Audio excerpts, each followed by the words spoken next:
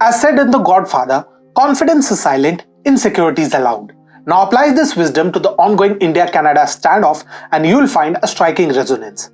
In this conflict, there's no need to spell out which side represents confidence and which exudes insecurity. The line is unmistakably drawn. As an unwavering and rather stubborn Justin Trudeau spares no effort to satiate his ego, the poised yet resolute diplomat, that is, India's Minister for External Affairs S. Jaishankar, has made his stance abundantly clear. In a recent address to the media, External Affairs Minister Jaishankar articulated India's position with precision.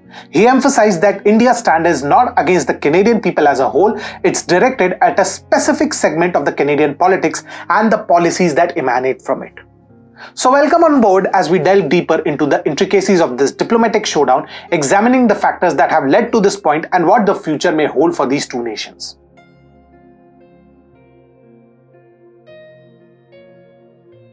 In a recent media address, External Affairs Minister S. Jaishankar offered a clear and resolute response to Justin Trudeau's bizarre allegations regarding the recall of 41 Canadian diplomats. The crux of the matter lies in Canada's inability to ensure the safety and security of Indian diplomats, a challenge that strikes at the very heart of the Vienna Convention on Diplomatic Relations, as per the statement of Dr. Jaishankar, and for whom Justin Trudeau is ready to pose bizarre allegations on India. This straightforward assertion by Dr. Jaishankar comes in the wake of Canada's decision to withdraw 41 of its diplomats from India and the abrupt suspension of walk-in services at its consulates in Mumbai, Bengaluru and Chandigarh. The latter move notably affects the processing of Canadian visas for Indian applicants. But the message from India is equally straightforward. The resumption of visa services is proportional to a tangible improvement in the working conditions for Indian diplomats as well as the overseas Indian community in Canada. In simple words, give safety to our diplomats and the overseas expats and get your privileges back. Dr. Jaishankar underscores the fundamental essence of the Vienna Convention, emphasizing the imperative of ensuring the safety and security of diplomats. At present, this fundamental tenet faces considerable challenges in India, where Indian diplomats find themselves in an environment that is far from secure.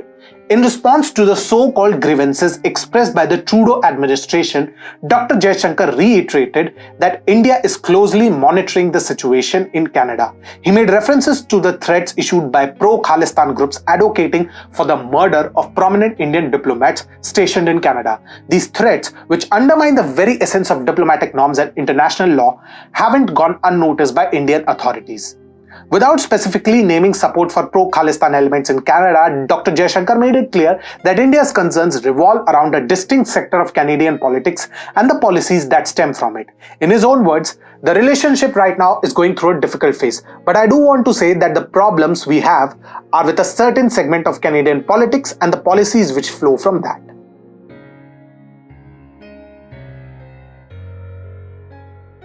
The ongoing diplomatic standoff between India and Canada is a study in contrasts.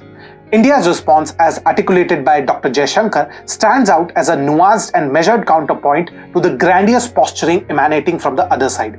It serves as a testament to the quiet confidence that India brings to the negotiation table. Jaishankar also provided a clear rationale for India's reluctance to acquiesce to the demands of Trudeau administration. In his own words, he highlighted the fundamental importance of ensuring the safety and security of Indian diplomats, a bedrock principle enshrined in the Vienna Convention on Diplomatic Relations. He underscores that this fundamental tenet has been often violated in Canada, where Indian diplomats find themselves in an unsecure environment. It's an essential issue that India insists on rectifying before resuming visa services for the Canadians. Jaishankar's stance serves as a pointed reminder to Canada that taking pot shots at India without substantiated evidence is unwise and, to be fair, self-destructive. Ever since this diplomatic tussle began with Justin Trudeau's address to the Canadian Parliament in late September, the Canadian side has been conspicuously lacking in credible, irrefutable evidence to substantiate their allegations in discussions with their Indian counterparts. It appears as though Trudeau wishes to cut the cake and eat it too. However, he may have overlooked a fundamental principle elucidated by Jaishankar months ago. India is not here to bend to the West's will at the expense of its own interests. While the situation may be complex, India's expectations are straightforward. Before any progress can be made, the safety and security of its diplomats in Canada must be assured, and evidence must support the claims made by the Trudeau administration. India's diplomatic strategy is one of quiet confidence, underscored by its emphasis on fundamental principles and due process. In contrast, the clamor and noise from the Canadian side appeal to reveal underlying insecurities and hasty decision-making.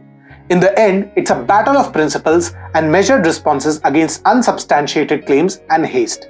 Time will tell how these two nations navigate this diplomatic challenge.